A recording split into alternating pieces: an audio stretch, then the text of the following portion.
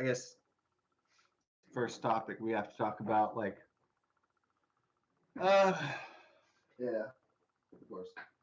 The incels, they're called the involuntary celibate. So it's dedication to the incels and to the actually two songs I really like called Creep. There's the Radiohead one, of course, that everybody knows. And the one that Radiohead refused to play at their concerts for years and years and years. I hated that feeling. Ash, the Irish rock band, I would go to the show, and I love listening to Jesus Says. I thought it was one of the greatest songs, and all the fans started chanting in the audience to Tim Wheeler, the Irish rock band Ash, while they were in Houston on a show, and they kept saying, "Play Jesus Says, play Jesus Says," and he's like, "Jesus who?" Because they were already working on new shit. They didn't want to play their, signature hit. I don't even think they would play "Shining Light." So I was like, dude, okay. Anyways, but I guess if you've been playing the same song over and over again, maybe you do get sick of it as a individual or a band. Maybe you don't want to do it anymore. So I can kind of understand from their, if I put myself in their shoes, if I had a really big hit and a successful song and I had to play it over and over again, either I would enjoy it or I'd be like, oh shit, I gotta play this again. So yeah, I could probably see it from their perspective a little bit. So if I'm gonna try to look at artists as not just selfish, narcissistic assholes who are full of shit, then I have to expand my mind to thinking, oh well, they're just like you and me, and they have similar problems and similar thoughts and similar uh, challenges. And if we were in their position, we would be doing similar things. I guess is the positive way to look at it, right? So that I choose to um, look at it through, yeah, other people are humans, even if they have dazzling success and super hits and they're multi-billionaires, that they still have human flaws and human dreams and they're still human beings. So I'd like to look at it that way. Um, so the incels are the guys who can't get laid, or I'm sorry, can't get love, can't get romantic partners, can't get sexual interest stirred up from the opposite sex. They can't get a girlfriend. Okay, is basically what it is. And so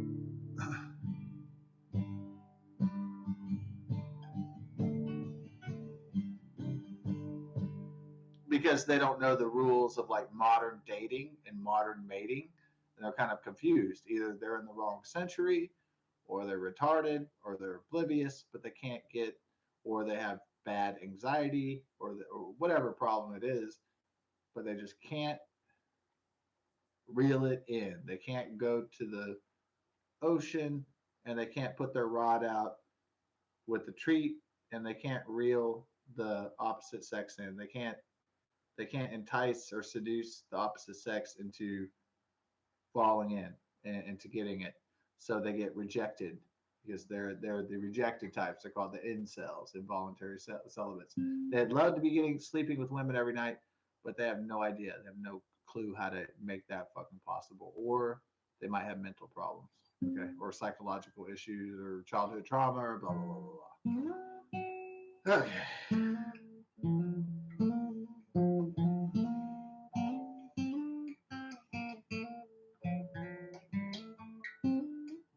So Super Alpha Study goes up to the incel and he's like, "Hey man, why aren't you getting ass? Why aren't you getting ass? I'm getting ass all the time, man. I'm rocking ass. I got girls. I'm riding butt every night. What's wrong with you, man? I'm riding ass, man. I'm knocking up chicks so much I can't even afford the medical bills. I can't even afford the fucking child support. You know what I mean? There's the guys that are so sexy they can't even afford the child support. It's like they're breaking girls' hearts, left and fucking right. So, I mean, they're leaving trails that even Gene Simmons and Genghis Khan are blushing. I mean, these guys are fucking terrible. They're getting it on. They're getting what they want. They're getting pussy, but they're leaving like a trail of fucking destruction because they don't know what they're doing.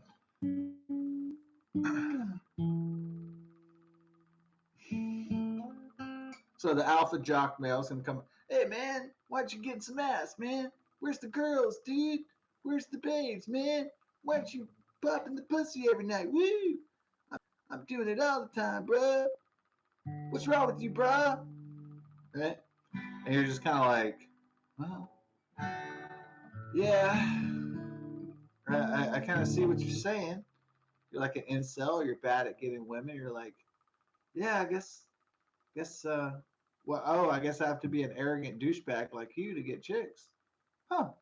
I have to be a, I have to be a dick to get chicks to satisfy my dick. Wow, I haven't put 2 plus 2 to equal 4 in a long time. This guy's kind of eliminated. He's kind of an asshole. He's not really an asshole. He's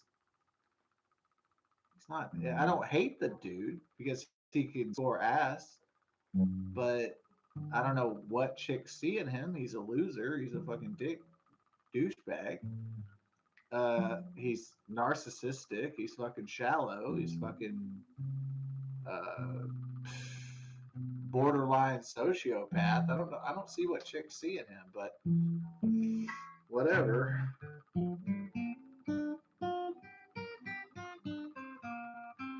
He breaks up with one girl, goes fucks another girl. Breaks up with that girl, go fucks another girl. And then one day he's like, oh shit, I'm getting old. I better get married by the time I'm 40 or by the time I'm 30. And he's like, oh shit, well, I wish I could just screw them and do them and have a party, but man, time's marching on. I can't playboy like that anymore. So he's like, shit, I'm just gonna marry this chick, and we're just ride this shit out. Yeah, I'm just gonna be a daddy, be married, and just suck it up and just fucking pay the bills and go to work, and I'm just gonna have these 5 kids and just fucking okay, and that's gonna be the end of the fucking story. It doesn't. It's not exactly a ball and chain or miserable. It's just something. It's just a stable situation, and it's a situation the guy can live with. So it's a tolerable, tenable situation which he can work with.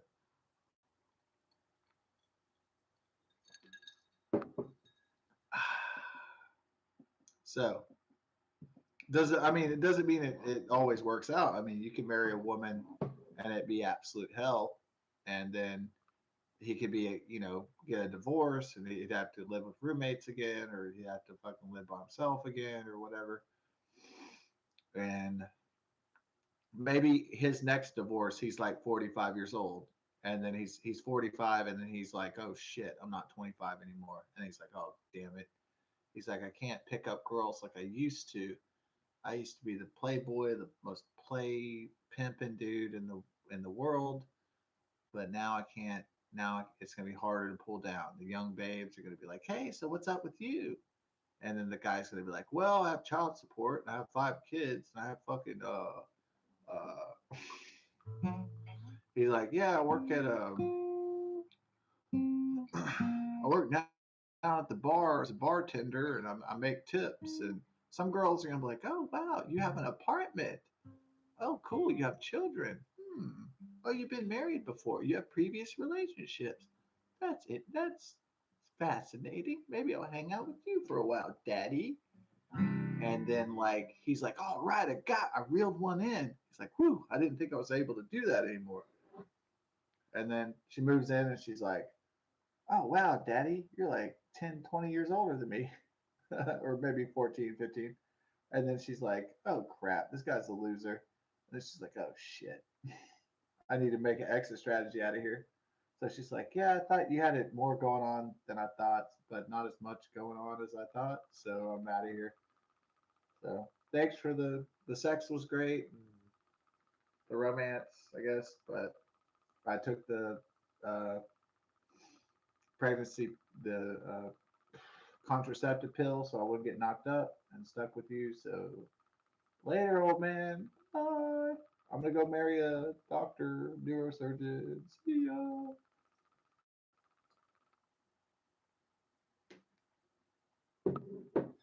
So it could go a multitude of ways, right?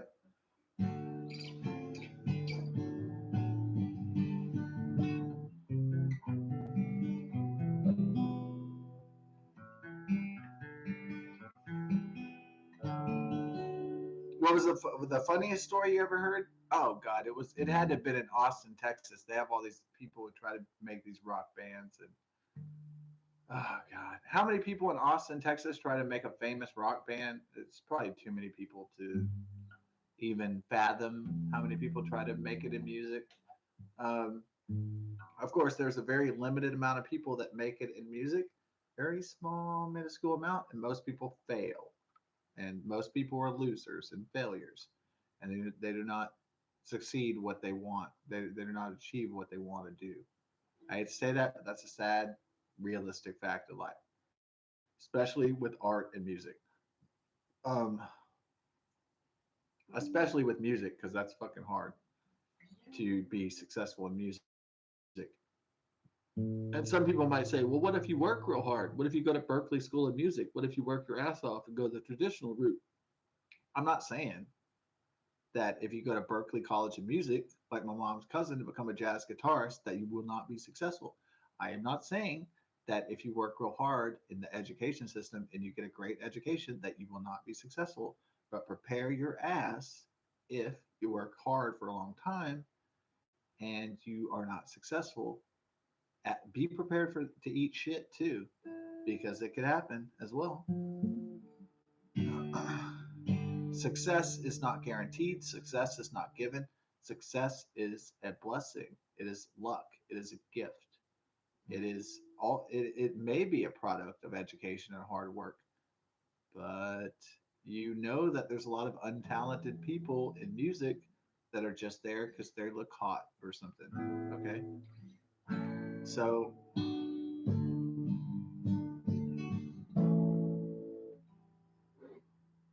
it's not like the old days where guys would just jam out for 10 hours a day or whatever and go live in a flat or rent a house out and just jam out when they weren't working and just jam out for 12 hours a day or something, and then they would go to a club and get a record deal and shit. It's not those days.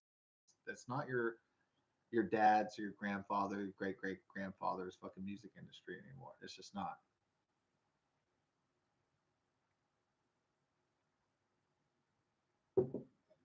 People probably think if I go down to the club, if I go down to the pub and I just start singing and jamming, I'm going to get a record deal like that. I'm going to be in the studio like that. I'm going to be rocking like that. I wish it was that simple, but in the minds of a lot of people, everybody thinks that they're a fucking superstar. Uh, so the funniest thing, I was um, basically wandering around Austin when I was like 22 for fun, really. I wasn't really homeless. So I was kind of like, I was kicked out of my parents' house, but they were not really going to let me like, start living under the bridge or something. So it was just to teach me kind of a lesson, really, is what it was. Kind of like I had a friend who his parents were really rich and he got drunk and he crashed into a house and they made him like Arthur. They made him get a real job for $7 an hour, the Texas minimum wage, just to teach him a lesson. Like, do you know what you're missing out on? Yeah, come back to mommy and daddy. You better start. You better straighten your shit out. So the lesson of the rich kid having to work a job for $7 an hour was to teach him that life was hard and that you had to pay your dues and that you can't just get wasted and crash into people's houses or get hooked on drugs and get strung out. Like, so his parents were trying to teach him not only his privilege but also his responsibility. Okay, so that was a very important thing to teach the guy because he was pretty wild. And so I was staying the night with this guy in Austin, Texas, and I didn't know Austin that well, and I was staying the night with him, and his name was Eric Gibbons.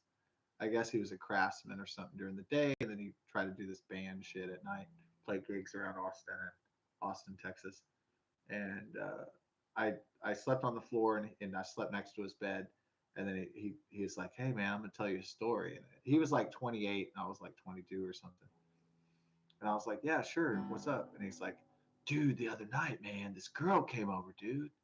And I was like, immediately, an older guy starts telling me a girl comes over. I'm like, "Oh, a girl? What?" I don't know much knowledge about that, so please tell me more. And then he's like, yeah, this girl came over, man. I've been seeing her for a while. She's been hanging out at my place, but dude, she came over. She was in her bikini, and she was on my bed, like where I am right now. And I was like, okay. And uh, like we kissed, and then I got so worked up, and I was like, are we gonna, get it on? And she was teasing me, man. And then she fucking left. And it was almost like the story was like a non sequitur because he was telling me about this girl that came over and she was like in a bikini or she was half naked or something, and then uh, she just kissed him and then she left, and he was like complaining to me that they didn't like have intercourse or something, and I was just like, I'm sitting there like I'm listening to this story, I'm dying. He probably told me the funniest story because the reason why is because usually if you tell me a story, I like it to have like a narrative structure. It's called like a beginning, a middle, and an end. Okay, something occurs, there something happens in the middle, and then there's an ending, there's a conclusion. What would that be? Okay, I got kicked out of my house. Um, I called my friend, and he said, "Come to Washington D.C." And then he sent me money, and then I got on a plane to Washington D.C. And then he picked me up, and then the situation was, you know, under control. Okay, so that's like there's a beginning, and there's a middle, and there's an end. That's like a pretty like logical. That's like a logic narrative because there's a start, there's a problem, and then there's the negotiation, then there's a solution. This story he told me was like a Seinfeld fucking non sequitur. He's like, this girl came over and she was a blonde girl and she was half naked and like she was on my bed and she said that she liked me a lot, but then she walked out the door and I just started to get a hard on.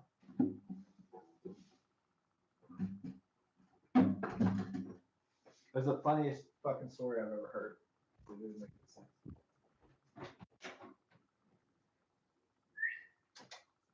On that? Mama, look.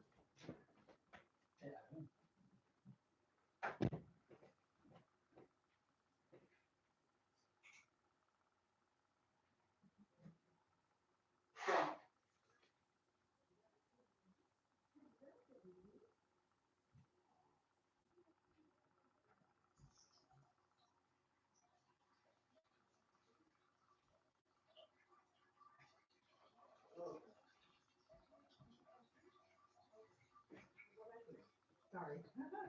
What? She wanted back in. Oh, she growled to get out. Okay. Right.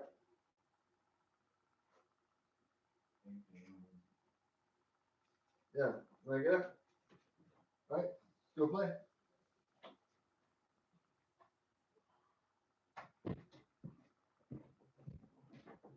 Hey, dude, there was this girl, man. She came over my house. She laid in my bed. She got she took off her top and she was in her panties. And then she leaned in. We had a kiss. And then she put on her shirt and then she left. And I was sitting there like, that was the end of the story. It's like, that was the story. He's like, how would you feel if a girl teased you like that and then walked away? Be like, well, I'd definitely keep that girl's like number. I keep it in my cell phone, or well, they didn't have cell phones back then, but I'd keep her number, so I'd call her or something like that. Yeah. So non sequitur stories are funny because they don't they have like an ending, but it's like kind of a Seinfeld ending. It's like it's not really even that. It's like it's basically Seinfeld, but like in real life. It's kind of lame. Like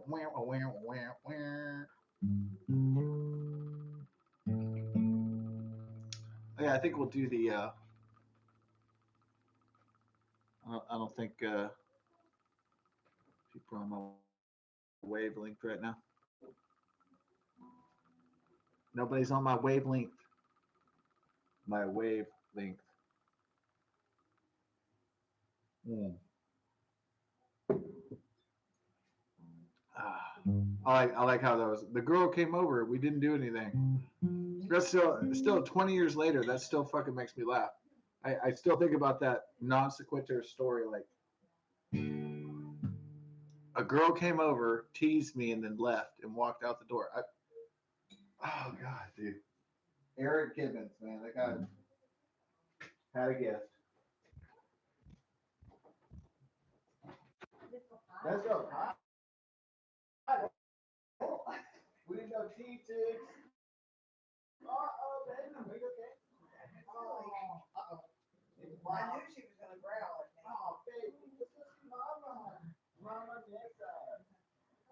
So hot. Okay. So easy. So, the family.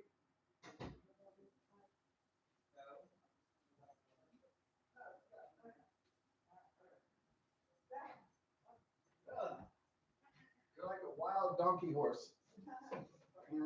Crazy.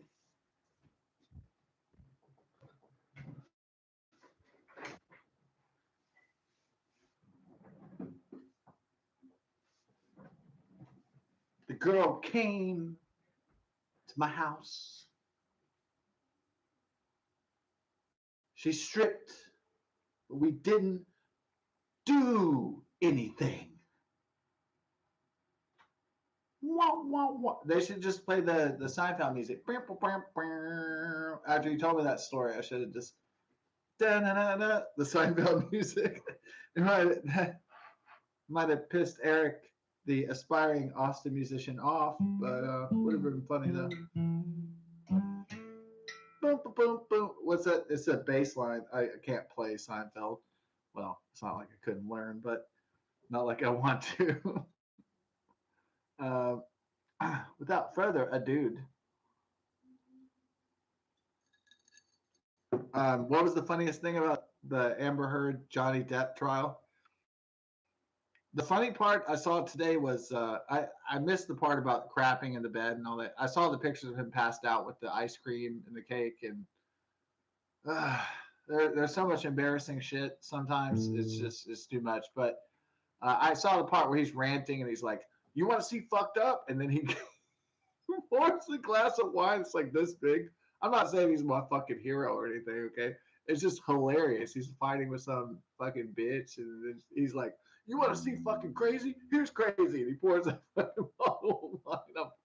I don't even know if this is acting or if this is real. I have no idea if this is actually fucking really happening or not. I can't even believe what's going on. And then he has like almost a billion. He has like $500 million, like Will Smith. And can you imagine him just like sitting around popping pills and just drinking like bottles of wine this fucking big and stumbling around and shit? I mean, it's terrible. I mean, it's really just it's disturbing. But um, the slings and arrows of outrageous fortune. Look what it does to people, man. It just fucking rips them apart. So then so the prosecution is grilling Johnny Depp about his alcohol use. Okay. I'm sorry. She is an absolute pain. Oh yeah, She's a diva. she's a diva. Yeah, it's like Beyonce, but the dog. She wasn't going to go with me for nothing. Yeah. For nothing. And then you came out. I was afraid she was going to like. Yeah, we should have just called her Beyonce instead of Bella. If I could have called her bluff, I would have. But anyway. Yeah. Oh my gosh. This is diva. But it's like I don't know if it's because This is the doggy diva. well, she loves you to death, but Yeah. I know she loves you to death. But then also too, I don't know if it's a male figure thing. What? Oh, you think the female dogs like male figures? No, Are you saying it's some weird psychological thing? no, I'm saying I. What are you trying to say? Ever since we moved here, it's Yeah. like she listens to you more than me. Oh, it's just we spend a lot of time I together. know. That's it. She's got She, used to our relationship. yeah, I mean, if I was gone all the time, yeah, she would. yeah. And it was If just we were me. gone all the time, it'd be like, oh, whoever's helping me. Yeah. But since we're together, like, Yeah. you're doing like I know. leg licks. I know. But anyway, I'm just saying, she still growled, but she knows not to bite you. Yeah. No, it was just I understood when Dan would say when dogs when I was a little kid that the male dogs try to hunch me, and then he'd get really upset and he'd say, "He's trying to hump you, get off, boy." And Knock him off or whatever. yeah, he's like, "He's trying to hunch you. He's doing." And I always felt really like disturbed by that. But like if a dog's licking me, I feel less bad about it. But if I'm a little kid and dog's trying to punch me or something, Well, I mean that's I don't weird. even want to talk about that shit. Yeah, that's weird, man. No, I'm saying you go. Yeah, yeah, yeah, yeah, Say, yeah, get away. yeah, yeah, yeah. Not hurt them or nothing. Oh yeah, yeah, yeah. Oh, Or like they said when when they had the big dogs and they would come in the house and they'd sniff your crotch or something. yeah, Like that was uncomfortable, man. yeah. I mean, I'm just saying situations like that get me uncomfortable, though. I had walked into a house and a dog's nose was up my right there. What? When did that happen? 1975. At Oh yeah. strange people's house, and I'm Yeah. like, Ugh. But the snout up the butt? no, I'm That's walking. nasty. No, I'm walking, and all of a Yeah. sudden they're like, and I'm like, Yeah. excuse me. Thank God I never had that happen to me. Yeah. Yeah, that's Hey, messed up. they meet people by smell. Yeah, I know they smell people's crotches and And I mean, butts and yeah, other butts. dogs' Yeah, butts yeah. and all that. They're butt people, yeah. Yeah, that's how they know. I mean, they're butt Hey, animals, yeah. it's like, hey, now I know where you live. I know what you do. Yeah, I know your butt. I know I can. They read your butt like a psychic palm reader. Anyway, You know I'm joking around. I know. Okay, Anyway, you know I'm playing. anyway, she's good to go. Yeah. It's 11:17. She's good to go until tomorrow. Okay. Yeah, dude. Took that opportunity to say the dogs read people's butts like a psychic tarot palm reader. Is that your accomplishment of your creative night? No. Oh no. Oh no. I have only just begun to unleash my creative powers. That is for sure. It is begun. No, the funniest part is the prosecution is trying to grill Johnny Depp about his alcohol use.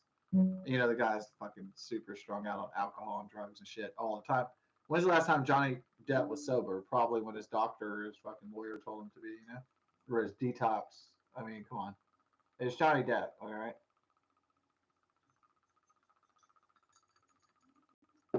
I'm not saying the dude's synonymous with substances, but let's get real, people. He hangs out with what? Johnny Depp hangs out with Marilyn Manson. Okay, Alice Cooper doesn't drink anymore because he's Jesus. All right, the reason why Alice Cooper doesn't drink anymore is because he drank so much shit that his organs didn't work. Okay, he almost fucking died. That's why he doesn't drink.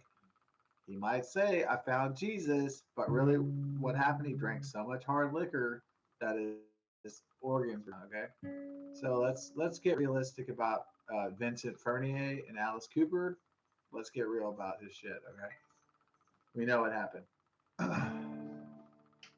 I think before his liver almost failed, he looked like he was fucking dead.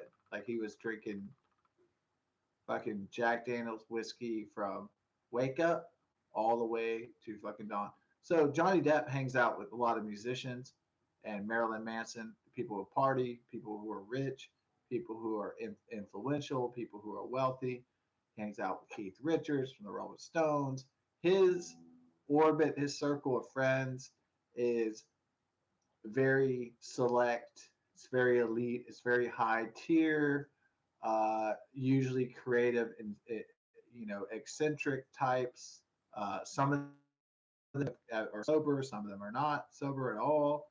So it just depends. Um, so the prosecutors try to grill Johnny Depp about his drug use. He's like, "So I heard you drank really heavily."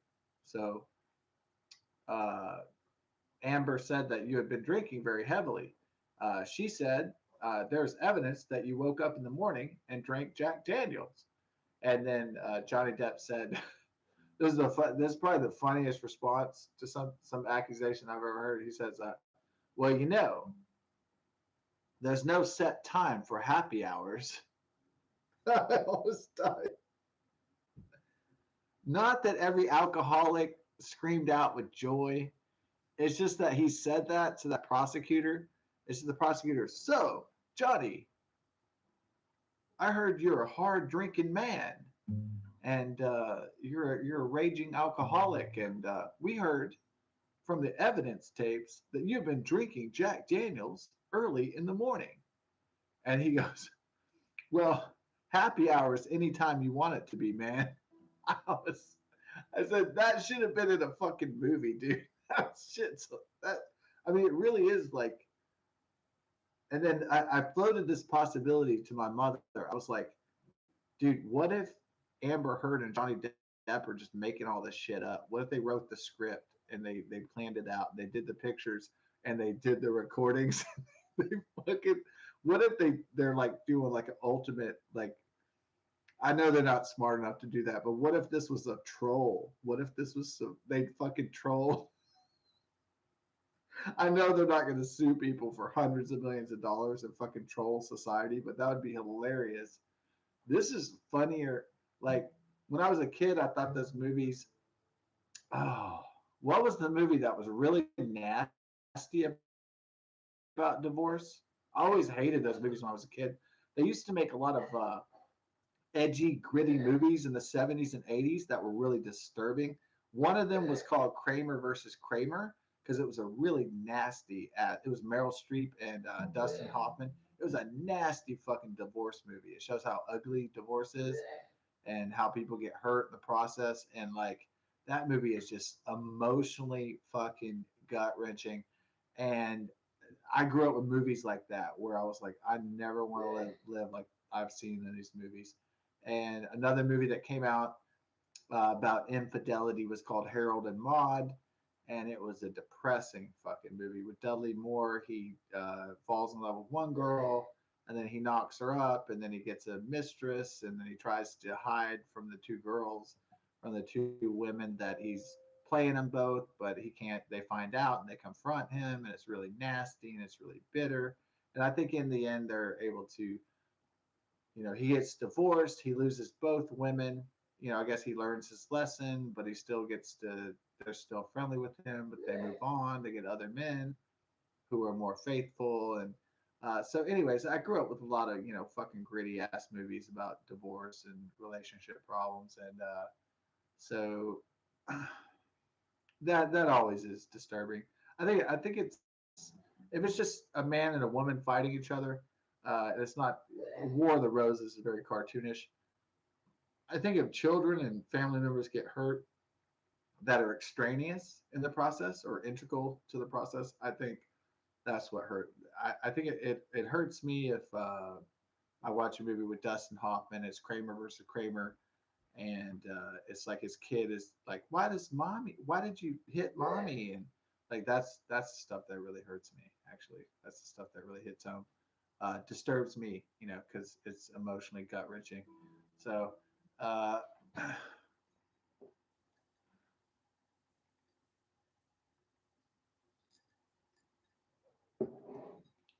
that was there was one funny part, Kramer versus Kramer. It's like Dustin Hoffman is getting a divorce with Meryl Streep, and but his son is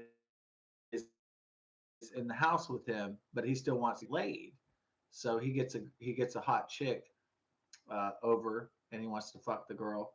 And the funny part is the kid is like, walks into a room and sees Dustin Hoffman's woman of the night, and she's butt ass naked.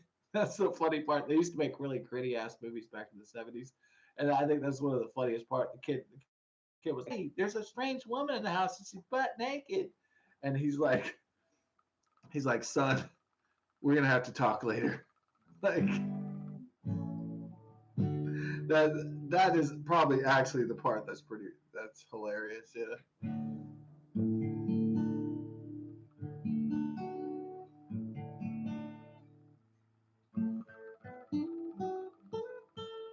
A lot of people think that maybe War of the Roses is an uncomfortable divorce movie. No, no, no. War of the Roses is not. I mean, actors and actresses and writers have been trying to create the perfect uncomfortable divorce movie. I think really Kramer versus Kramer and fucking Harold and Maude. Those are really uncomfortable divorce movies. Okay,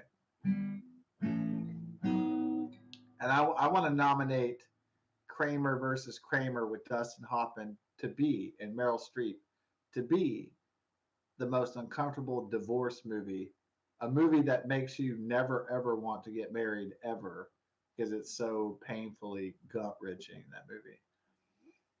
I think it's the script was so good, the fight was so good, the fucking the breakup was so good, the bitterness was like the acting from Dustin Hoffman and Meryl Streep is just fucking incredible.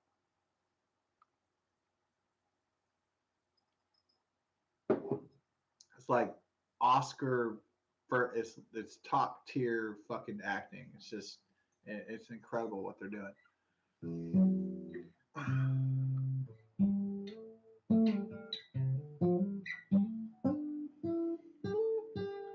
Some people think, well, Johnny Depp is such a great actor, and Amber Heard is an actress, so they must be acting. Um, there's a reason why I don't think that Johnny Depp is acting.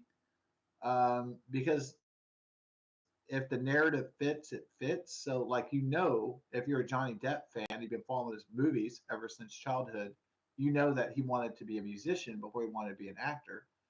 And Nick Cage hooked him up with Nightmare on Elm Street, basically. So when he tells you these things, he's not lying because he's telling you the fucking truth. Okay. So, or it's not just the truth that the public knows, but it's a truth that he knows, and it's a truth that his friends know, and it's a truth that his family knows, and it's a truth that you could look up in Wikipedia, and so shit's matching up. So when the guys tell me a story that I've heard confirmed over and over again for years and years and years and years, his credibility level is jumping up. And I know I have bias because I was born in 1980 and I was 5 when fucking Freddy Krueger came out and he was in it and 21 Jump Street and fucking and What's Eating Gilbert Grape. I know I have bias for him as a talented performer, but um, when Johnny Depp tells you things in the court that match up to his official biography, then you can buy it a lot more because you're like, oh yeah, that's exactly what you're saying is 100% true. I don't even have to confirm it because I've been a fan ever since I was born, so I don't have to confirm it because I already, I didn't need the internet to even know your work. You were doing work before the internet even started, dude. So, I mean, this is a, I mean, me and some other people, we're some pre-internet, uh, some pre-IT motherfuckers, So, without a doubt.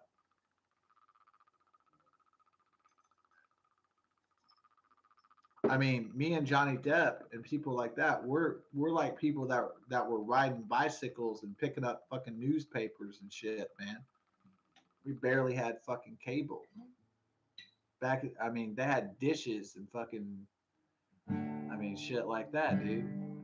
I mean, we had to go in libraries with dusty, stanky ass books and shit to try to find out Imagine going through a stack of old stanky algebra books or something. It reads like a fucking Chinese VCR manual. You don't know what the fuck is going on, dude. It sucks.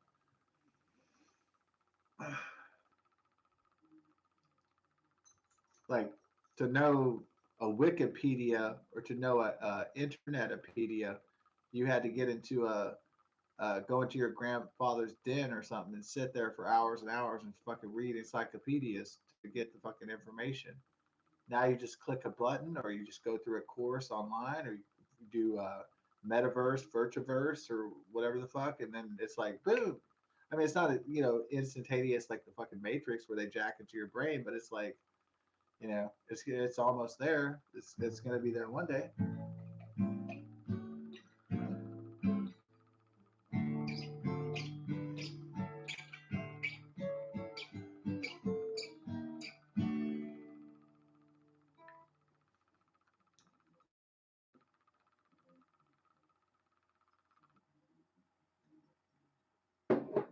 I didn't. No, I didn't see every day of the trial because one day I just I had enough of it. I had enough of the news, the Ukraine war, the Johnny Depp Amber Heard trial. I just got sick of everything.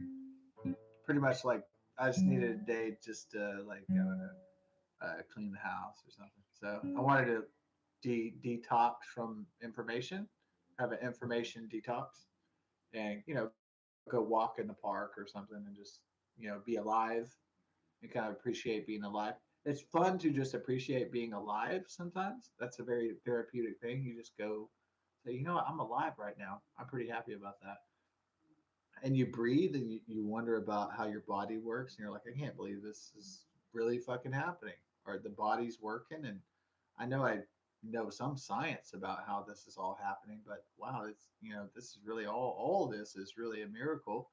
And so I just needed time to detune from the system and to just go out to nature and just kind of reflect and just kind of appreciate something. And so that's what I needed to do to feel good, like myself.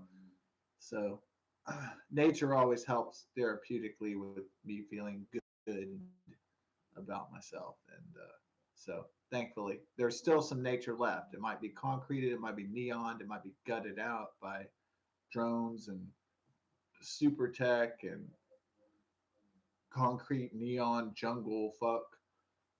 But you can still see a tree, you can still see a moon, you can still see a sun, you can still, uh, you know, maybe walk through a grassy field or something, do something kind of human, do some kind of natural sometimes. That kind of makes you feel good. So see a butterfly at spring, see some bees, and see a dragonfly, whatever. Even a real big ass nasty metropolis like Houston, Texas, even as nasty as this motherfucker is, even the nasty ass swamp, concrete, neon, hellhole, you could still take a moment and just enjoy the stars or whatever stars you can still see, and look at maybe some planets or something. Just kind of appreciate it a little bit more instead of uh, taking it for granted.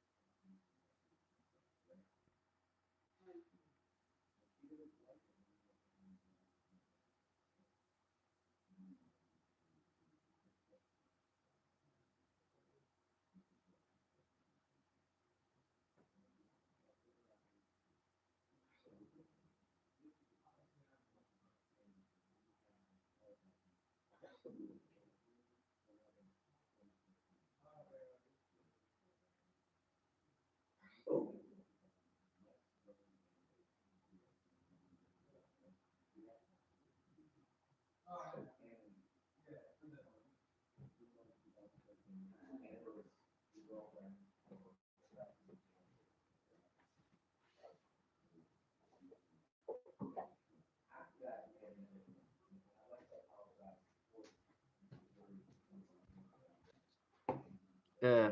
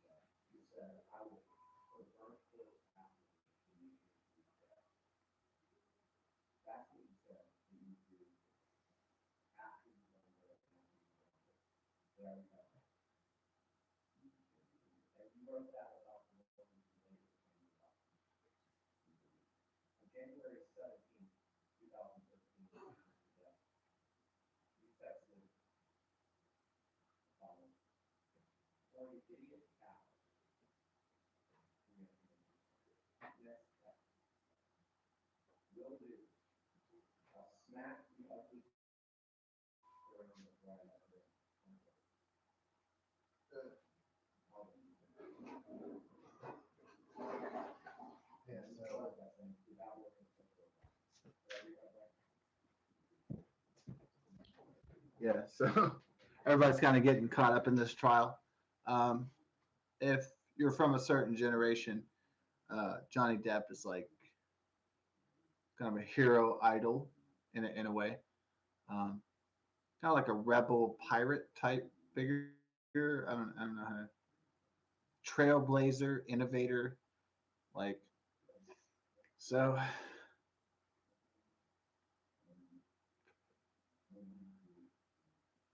Um, so a lot of people feel a lot of different things about watching this intimate trial, this mudslinging, brutal trial unfold. Uh,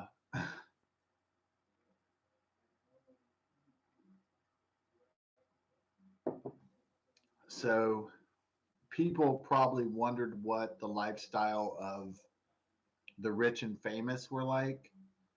They probably thought it was probably what people think of the rich and famous lifestyle. They probably think it's just awesome.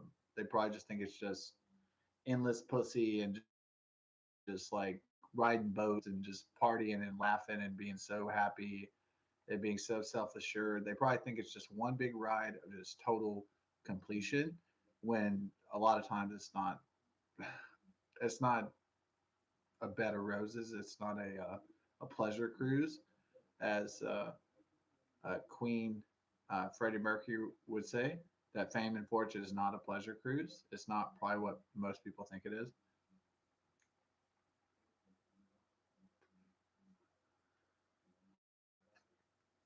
So what's happening is that you have all these people going to the Johnny Depp movies, the Pirates of the Caribbean movies, and they're like, "Oh man, he's so badass, he's so cool," and then um, they build up all these expectations because the character is badass or the character is unrealistic.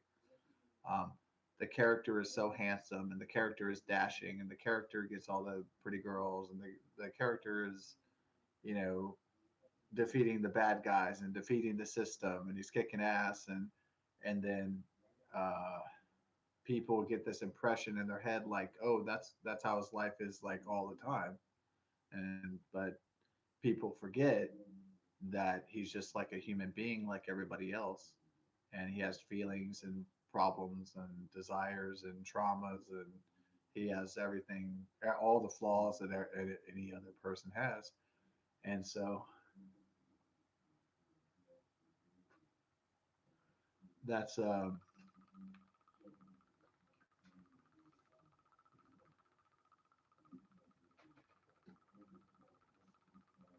it would be easy to do a Saturday Night Live spoof of Johnny Depp the trial and just mumble and just say anytime's happy hour brother and make a laugh out of it but it's not really that funny it's not something that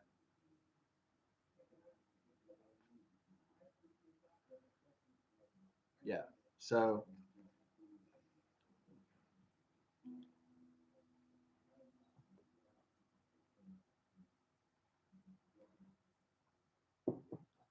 everybody wants to be wealthy and famous and beloved but at what cost at what cost so there is a cost for that everything has a cost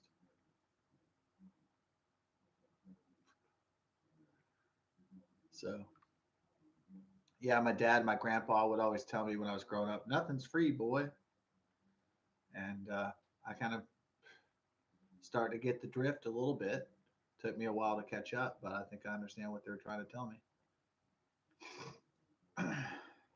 in the best way they could.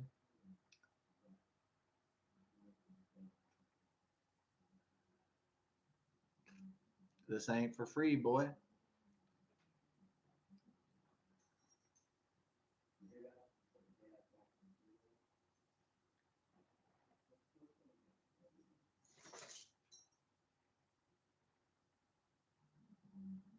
Yeah, I I really at this point I can't tell if you want to see mama. Okay. All right, you want to go get some Wawa? Okay. Go get some Wawa. Go see mama. Go get some Wawa. There you go.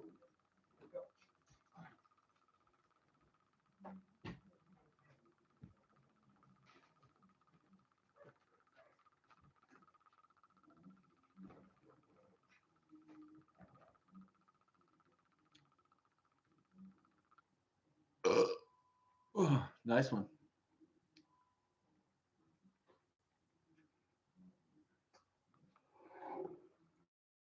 Here's some bleeping in the audio, so maybe someone's cursing. It's Decrete by Stone Temple Pilots. Let's have a beer first.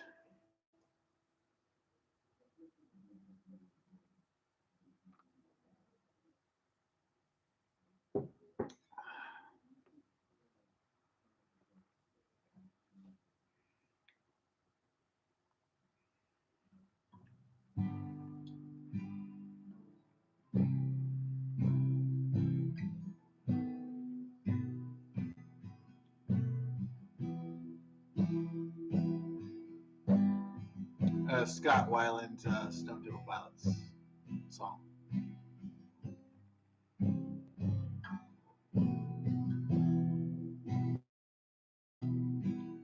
Forward yesterday makes me want to stay. What they said was real makes me want to steal. Living under house, yes, I'm living, I'm a mouse. All I've got is time, got no meaning, just to ride.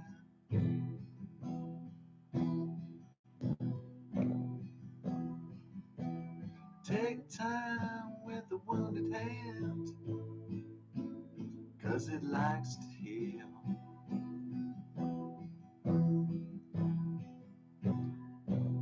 Take time with the wounded hand, 'cause I like to steal.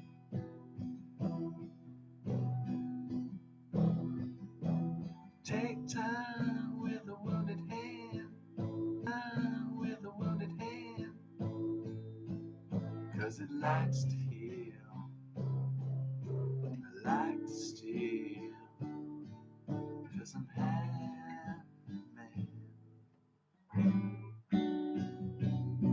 I used to be, if I feel as that chord is what? Oh yeah, it's that one. Oops. Let's do that over with. Oops. Do that. What's that chord?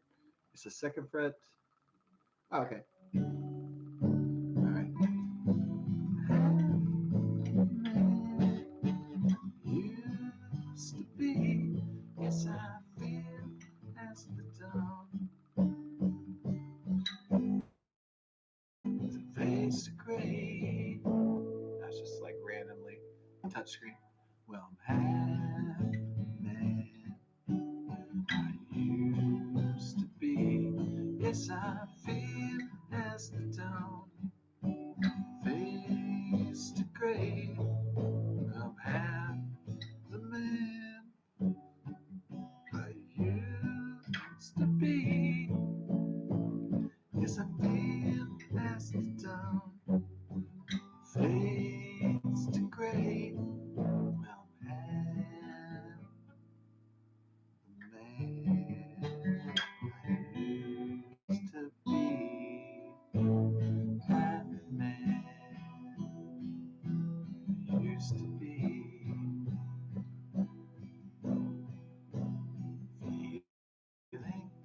smile. I think I'll start a fire. Everybody run. Bobby's got a gun. Think you're kinda neat. Then she tells me I'm a creep. Friends don't mean a thing. Guess I'll leave it up to me.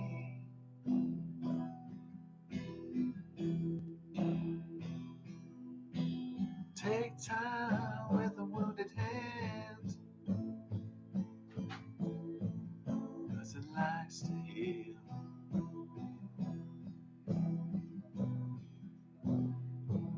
Take time with a wounded hand, guess I like to steal.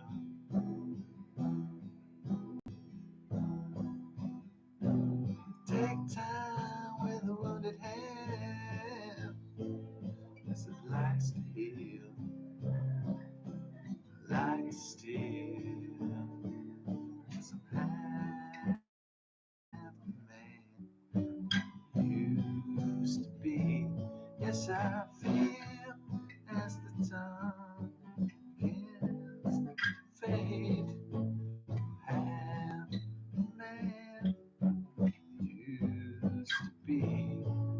Yes, I feel as the dawn begins to fade to gray. I'm half the man used to be. Half the man used to be.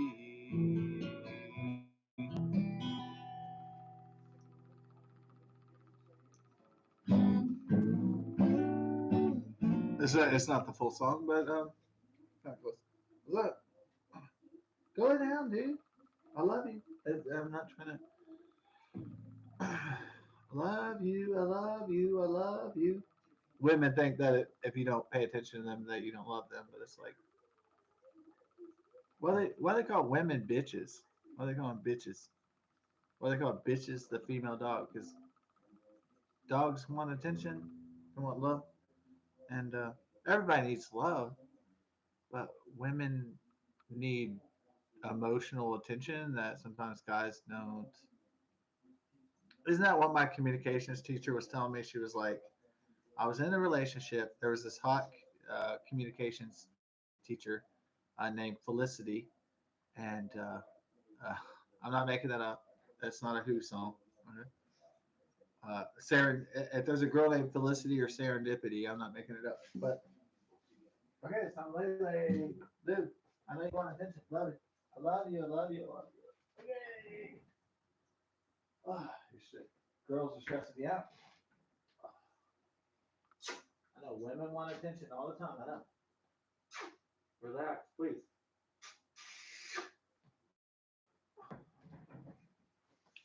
Just because I don't pay attention to women or anybody else doesn't mean I don't love you. It means that I'm busy doing stuff. Okay? Women think that because I don't pay attention to them, that I don't love them. And that's what females think, whether it be an animal or a fucking woman. It's just like, look, I don't pay it. The more you want attention, the less I want to give you attention. So let's say let's say one day you came home and you were just doing your own thing. You're like, oh yeah, I'm gonna read a book. I'm gonna go ride a bike, and then I'm gonna go meet my friend. And I'd be like, oh okay, and then that would create like interest, right? But if you're like around me all the time, like I need your like I need you to feel me, like it would get so emotionally needy that I'd be like, no, just can you not just go? Can you please just go into a room and just do something and just be happy with that. But no, but women are like, pay attention to me. And I'm just like, I know you exist and I want to pay attention to you, but why are you demanding attention all the time? That's the problem. You want emotional attention all the time and gratification of your emotions. And it's like, I can't provide that for you. Okay. I can hardly provide that for a dog. And I want to provide that for my dog because I love my dog. I love my female dog, the bitch. But even I can't provide my dog or an animal appropriate emotional attention. So to expect that I'm going to provide women with appropriate emotional attention is like a fantasy world. Okay.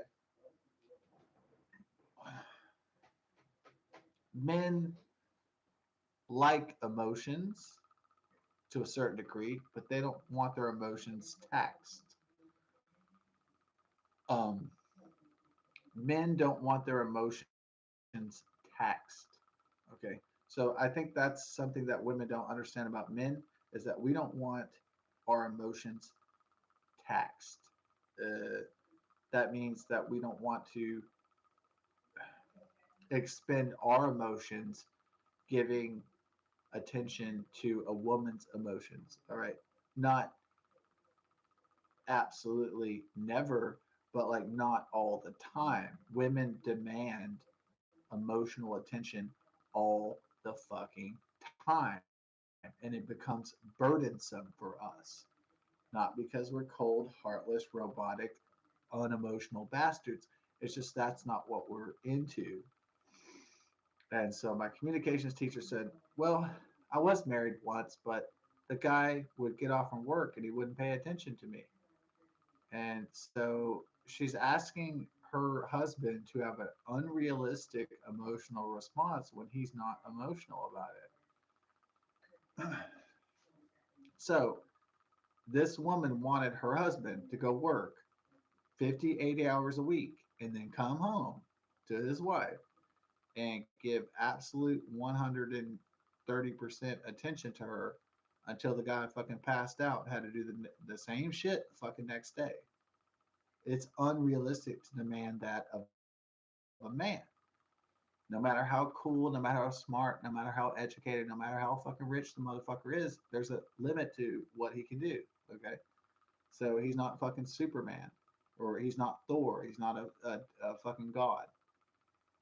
So I don't know what these women are expecting, dude. Like it's gonna be uh, the guy's gonna go work 80 hours at the fucking business, and then he's gonna come home to his wife and just fucking pay attention to her shit the whole time. I mean, I don't think that's the truth of what. I don't think that's a mortal truth of what a guy is capable of. So, anyways, I remember the woman was like, he wasn't paying attention to me, and it didn't dawn on to me because that didn't dawn on me until I thought about relationships and marriages, until I really started to kind of study it for a while, and I was like,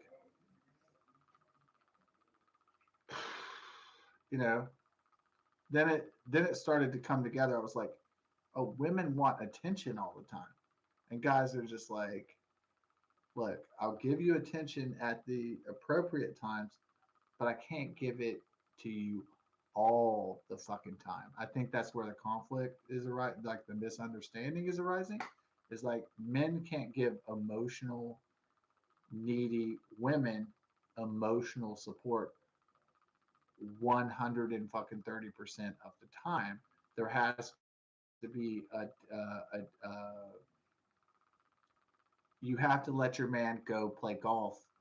You have to let your man go, play cards. You have to go let your man, uh, you know, go ride his motorcycle or something. You have to give your man a little bit of space, just healthy enough space where he can go do something guyish, and then he'll go back, and then he'll be your slave, and then he'll pay attention to you, and then all that shit will be possible. But if you just suffocate him in emotional bullshit, he's not gonna want to fucking be there. Okay. So that's why the divorce rate is so high, is that you have to understand that women are emotionally needy. Men kind of shy away from emotional chaos and things like that. It's not that men don't have emotions. It's just they'd rather suppress them and work on, you know, stuff like hobbies or the man cave or whatnot. So it's not that men don't have feelings. It's just they don't want to express them 24/7 like women do, like bitches.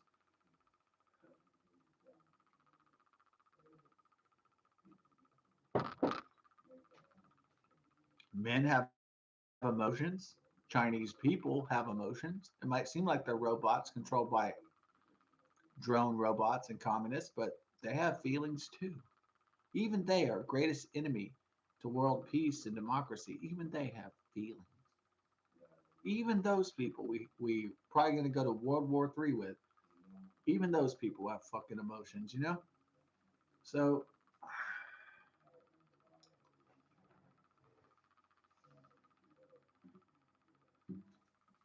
even those enemies that are going to bring the ruin of our entire civilization, the human race, even those people have emotions. Even the Communist Chinese Party. I'm not saying you should have sympathy for them. It doesn't make the Chinese Communist Party right or morally correct. It doesn't mean that they're not going straight to hell. But I can't even say that Vladimir Putin, I really can't say that a man that kills babies is a human being anymore. Definitely someone who drops bombs on babies ceases to lose, they are declassified as humans anymore. They're become demons and monsters and antichrists, and they become uh, people that the world needs to get the fuck rid of. They, at some point, some people are so troublesome, they're too powerful, and they're too evil, and they need to be destroyed. And I think that Vladimir Putin is one of those people that needs to be excised, destroyed, crucified, and eliminated from the field of play, from the course of human events. If there's anybody that deserves total destruction from the course of human events, it's definitely Vladimir Putin and Xi Jinping from China.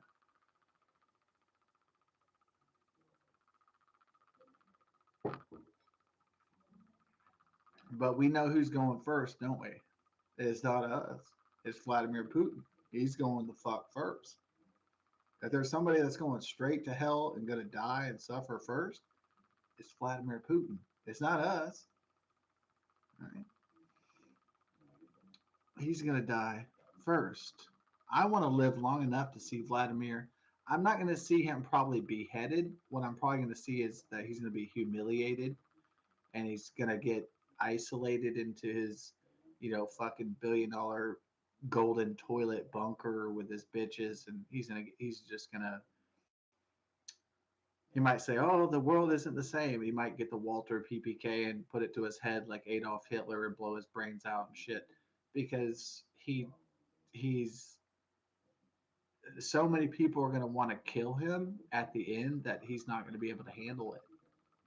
No matter how badass his security or no matter how many brainwashed Russians are behind him, he will not survive. This world will not tolerate Vladimir Putin.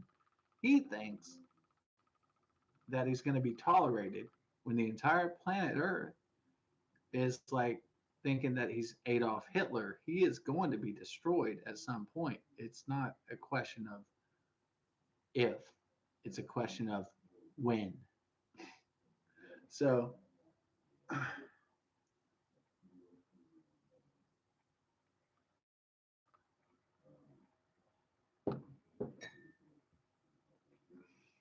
when he dies, I'm going to sing Ding Dong, the Witch is Dead.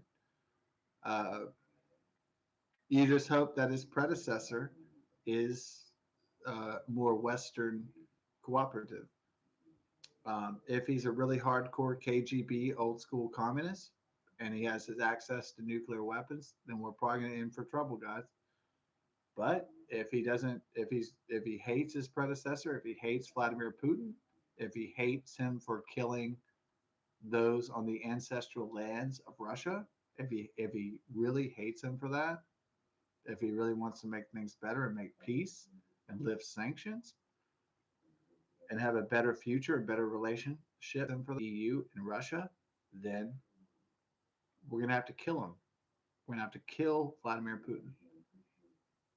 I don't care if it's the SEAL Team 6. I don't care if it's the Ukrainian 6. I don't care if it's the EU 6, the MI6.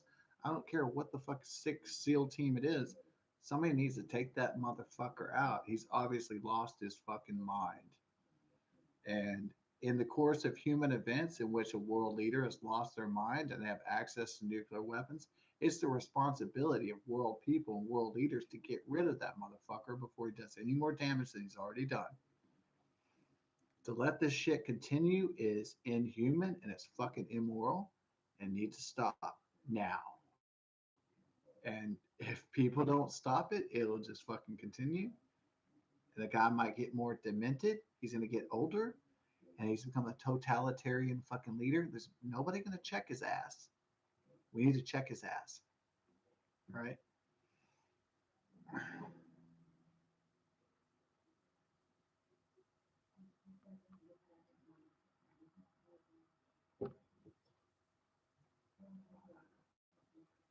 So I look forward to his death. I look specifically forward to his death. I hate him most of all, I think. And when he's dead, I'll be happy. It'll probably be the happiest day of my life. Vladimir Putin is dead. Whether he's, I don't think he's going to be humiliated. I don't think his people are going to revolt. He's going to be beheaded and he's going to be Saddam Hussein. I don't think they're going to, like, get a rope around his head and cut off his head and fucking get his skull around, pass it around, and play football with his head and stuff. I don't. I think he has too much fear within his own people for that to happen. But I do think he's going to die in a very cowardly way. He's going to commit suicide, or someone's going to assassinate him, or I don't think he's going to be totally humiliated like Muammar Gaddafi or Saddam Hussein.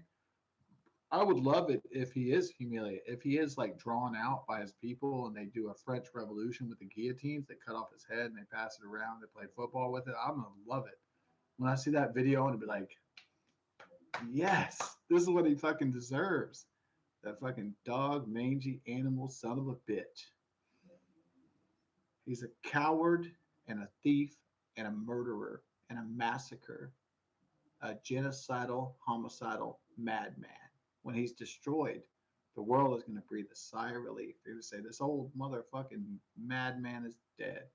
Vlad Mad, Satan Putin is destroyed. Ding dong. And I'm going to watch The Wizard of Oz. I'm going to piss, and I'm going to take a piss too. I'm going to watch The Wizard of Oz. I'm going to sing Ding Dong, the witch is dead. Then I'm going to piss on this picture of himself. I'm going to piss on him, I'm going to shit on him, set it on fire, and defile it.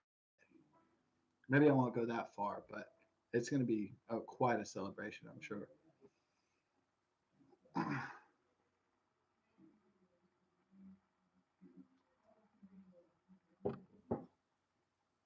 Well, Vladimir Putin's almost 70, so I have the gratification that no human being lives forever. If I was in the John Paul Sartre play, I'd be disappointed because in John Paul Sartre, French philosophical play, existentialism, well, everybody lives forever. Hey, Scott. Hey, you watching that trial? Yeah. Yeah, it's kind of depressing. Yeah. Yeah, They're it's kind of very, embarrassing. it's embarrassing. It's not the poop.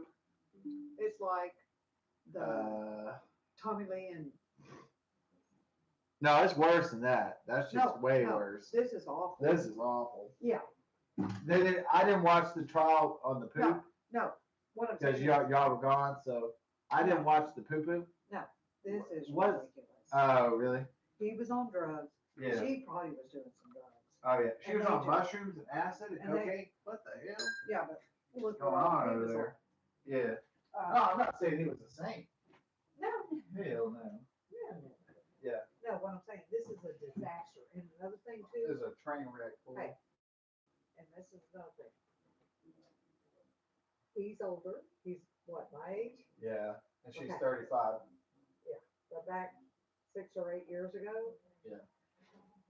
she kept recording. He didn't. Oh, That's what I'm telling you. damn. Video can fuck you up. Yeah, but I mean, there's no. No, she was recording him. She was videotaping him. Every time they had a conversation, it was all one side. Oh, Like, yeah, she was videotaping him. Oh, yeah, that's crazy. Yeah. That's not fair. Right. Totally unfair. Well, that's cool that he got recordings of her saying that he beat him. So that's good. Well, No, she's making him look like shit. uh, But they were both on drugs. It's both their fault.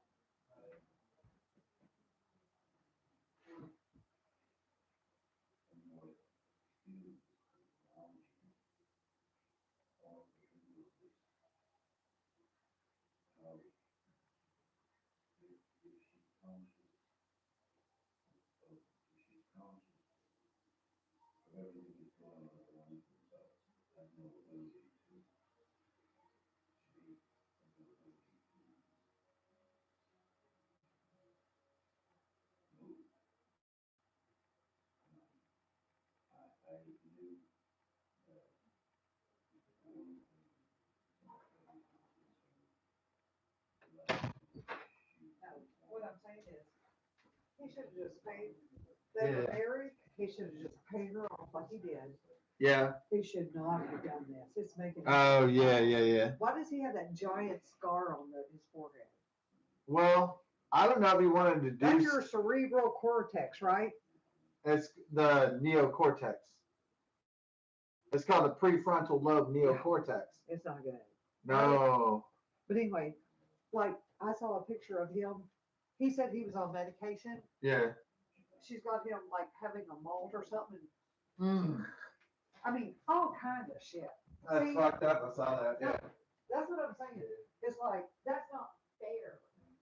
That she kept doing it sneaky. He took pictures when he was wasted. He took videos when they were having fights and he didn't know about it. That's not fair. Well, That is I would put on YouTube. Chris Keller got drunk and they do. And I never put any videos.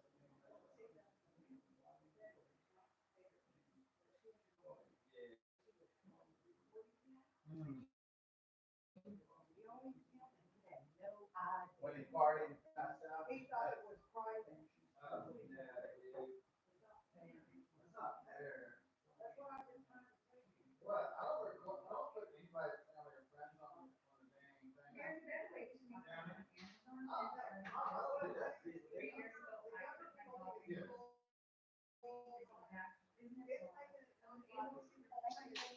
Yeah. Yeah. That's messed up.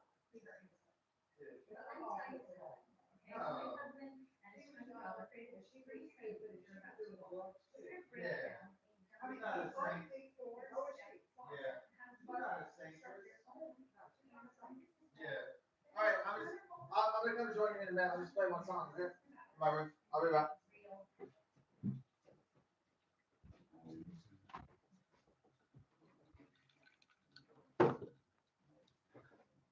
Most people I don't want to die. They're tolerable, right? Probably Vladimir Putin is the least tolerable of individuals that have ever existed besides Adolf Hitler and Mao Zedong of China. There's some individuals that are intolerable. Their existence is a direct threat to uh, the survival and prosperity and happiness of the human race, and these people have to be destroyed. They have to die. Okay, they have to be getting rid of. Yeah. Was that? Oh yeah. Are you done? Oh, I'm sorry. No. I must look that. He's not gonna win. You think he's gonna lose? She has too much evidence against him. Yeah, but if he has $500 million, he doesn't really lose, does he? They're gambling. He's suing her for defamation. All she's doing is showing all the shit she Yeah, but he's recorded not him. fucking broke though. He can play a game. Okay, so if Tiger Woods No, had a court battle no, with a woman, no. He's and saying that she was abusive. yeah, The only thing they keep showing is all her recordings of him acting crazy. dude, all he has to do is be in Pirates of the Caribbean and Star Wars again, and he's got another $100 billion. They already fired Dude, him. they're gonna have to get him But back. no offense, What? he's a strange bird. He has drug issues. He's a strange bird. I know he's not young anymore. He can't pull down all the shit he used to. He's 58 or whatever, right? Yeah, but women still think he's attractive, though, man. He can still make money. I know he's crazy, but people love him, though, man. He can still pimp. His big mistake was marrying a younger woman. And she Old dudes in the Rolling Stones and the Cult and everybody, they marry young women all the time. Presidents, leaders, emperors. He met his match.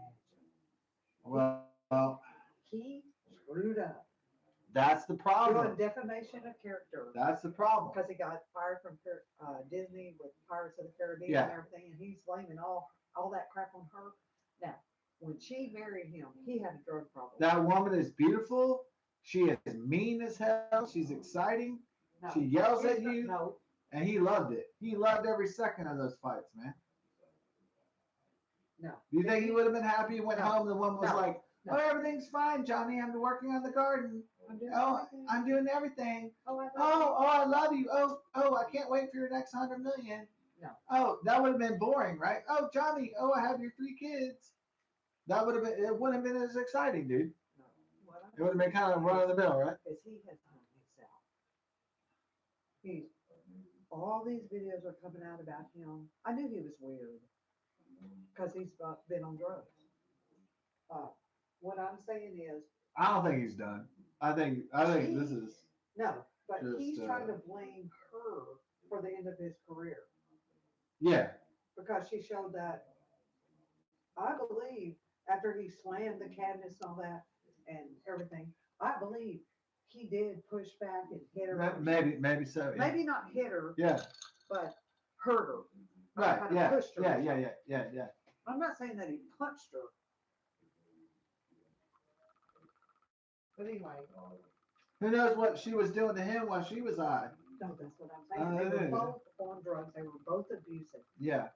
Because he had 2 children with a French model. Paradise. She hasn't made any complaints. Nobody else has made any complaints. But what I'm saying though, he's still full of shit. He was doing drugs. Yeah. Drugs. I can't. He's no angel. He's no angel. Right? Yeah, he's no angel. No, I'm not trying to defend him for the good of man. I'm not trying to say. I never said he never did anything. Right. No, I never said he wasn't bad. No, I know. I never said he never did anything wrong. Yeah. I mean, that's not what I'm saying. No, what I'm saying is he met his match is what happened. But yeah. I am so interested in what's going to happen. Is this like the fun? Is this the best trial ever? Is this the trial of this century, or that's what they're saying? They said the trial of the 21st century. Is that what the press is saying? That's so funny. It's bullshit. I know it's all. You know what the funniest thing is? That he's up there on the stand telling his personal details every day. That's hilarious. No, what's disturbing is that she has ever recording and videos of all their fights. That's evil. Yeah, that shouldn't be allowed in court. See, that's why I hate social media. Yeah. Because me and you could have 50 talks. Yeah. You could record every one of our conversations. And if I was drunk, yeah, it would be you showing what I said a little bit of what you said, but it would be mainly me. And then if we went to court, I'd be screwed. Yeah, but we're relatives. We're not married. No, I know that. Well, no, what I'm saying, it's not fair. It's not fair. I don't record people No, on. no, what I'm saying is it's not fair Yeah. that people are drunk and talking Yeah. Oh, about yeah. it, Yeah. Yeah. Yeah. Yeah. and they're being recorded Yeah. and they don't. Well, if I go out to a club and I hit up and I'm drunk and I hit on some chicks, if they record me, it's all over the internet. Mhm. It's like, oh look, crazy guy gets drunk That's and not hits on fair. me. That's not It's fair. not fair, but there's nothing I can do about it. Right. Well, what I'm saying is, If I get drunk one night and go to the club, yeah. he's hanging himself. Oh yeah, He's suing her fine. for defamation of character because Yeah. he got fired from Disney and Pirates of the Caribbean and all that crap. And he's saying it's her fault.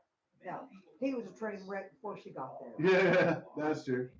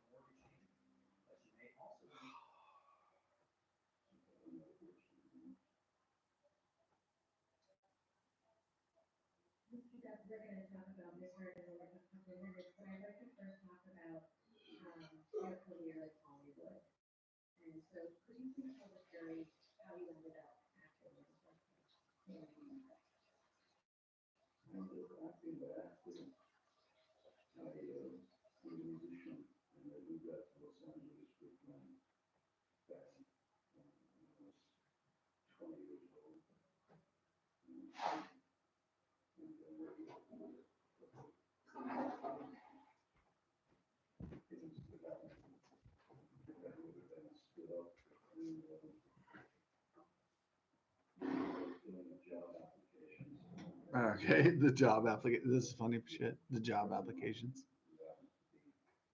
When you creep by Radiohead.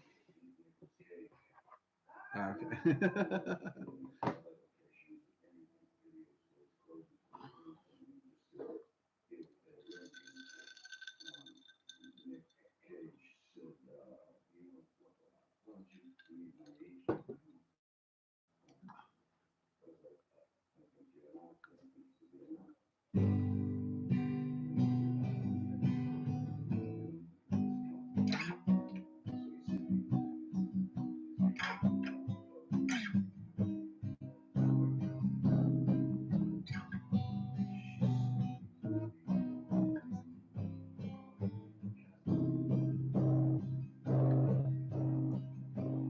When you were here before, could look you in the eyes. You're just like an angel. Skin makes me cry. Float like a feather. A beautiful world. Wish I was special. You're so fucking special.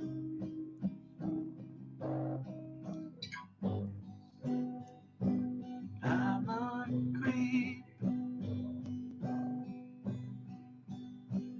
I'm a weirdo. What the hell am I doing here?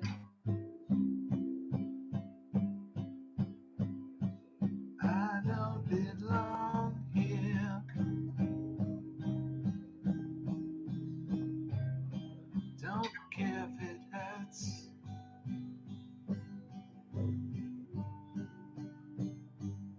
I wanna have control.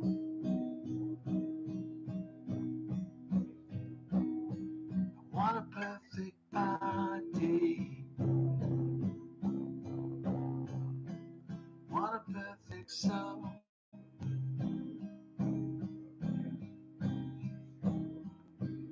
Want you to notice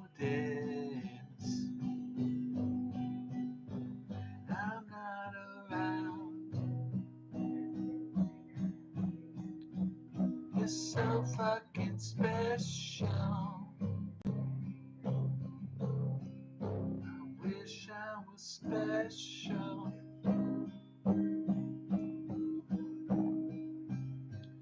but I'm a creep.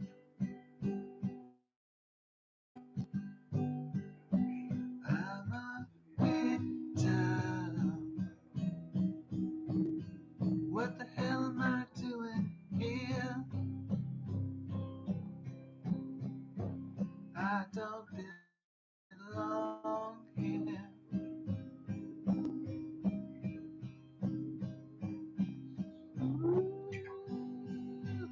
She's running out the door. She's running out. She run. Run.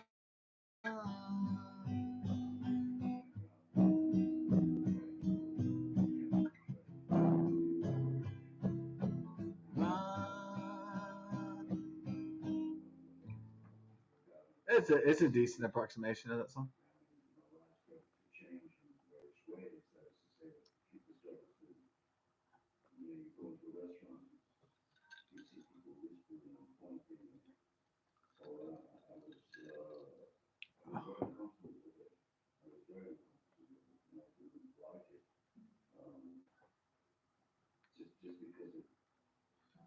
Whatever makes you happy, whatever you want. You're so fucking special. Wish I was special, but I'm a creep. I'm a widow. What the hell am I doing here? I don't belong here. I don't belong here.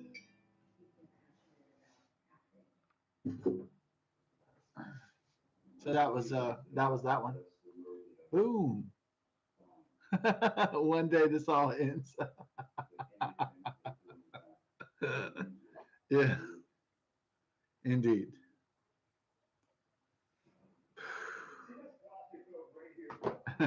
Glad people like this one. Oh, thanks, brother.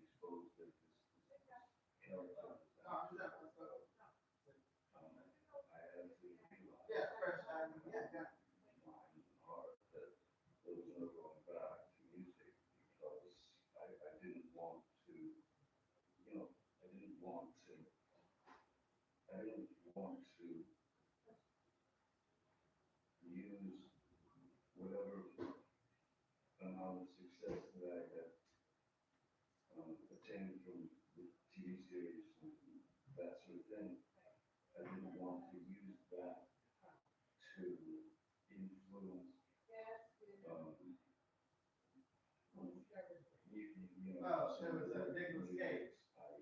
Nick Cage.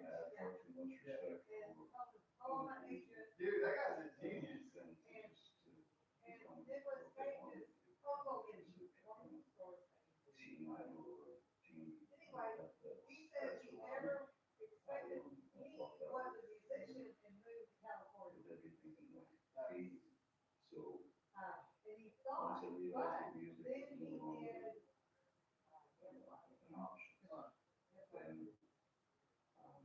Oh, Nightmare on Elm Street. Oh man, that's great. Classic. Classic. I'll be back. And then,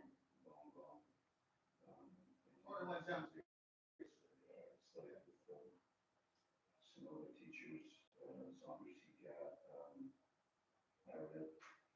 I'm sorry, he should not have done it. He should have made her a big star and made her shut the fuck up, Yeah. right? Oh yeah, yeah. I mean, but now he's suing her, so why is he suing her? Defamation Of character. of character. But, The destruction of his career. Destroying him, destroying her for saying that he beat her, and that cost him money in the roles. yeah. That cost him Pirates of the Caribbean He has been and licensed. Harry Potter Dumbledore or whatever. No, he says he has been licensed in Florida. Yeah. But, like I said, he had a younger wife, and she recorded all their fights, and she just pictured him while he was passed out. Yeah. She didn't, he doesn't have to, see, this is up there. He didn't take pictures of her, he didn't do videos, recording, he didn't do FaceTime shit. Yeah. Oh, yeah. Oh, yeah. While she was acting crazy. See, that's what would happen to me. That's what would happen to me. They have recorded. But I'm not evil like that. Oh yeah, you didn't set me up. Privacy is privacy. Privacy is privacy. Somebody gets drunk, curses out, you don't put it on the internet. And you don't record it and save it on your fucking phone. Yeah, but even if you said, hey, this is me at the club, and I got fucked up, and you sent me the video, I still don't put it on fucking YouTube. You know what I mean?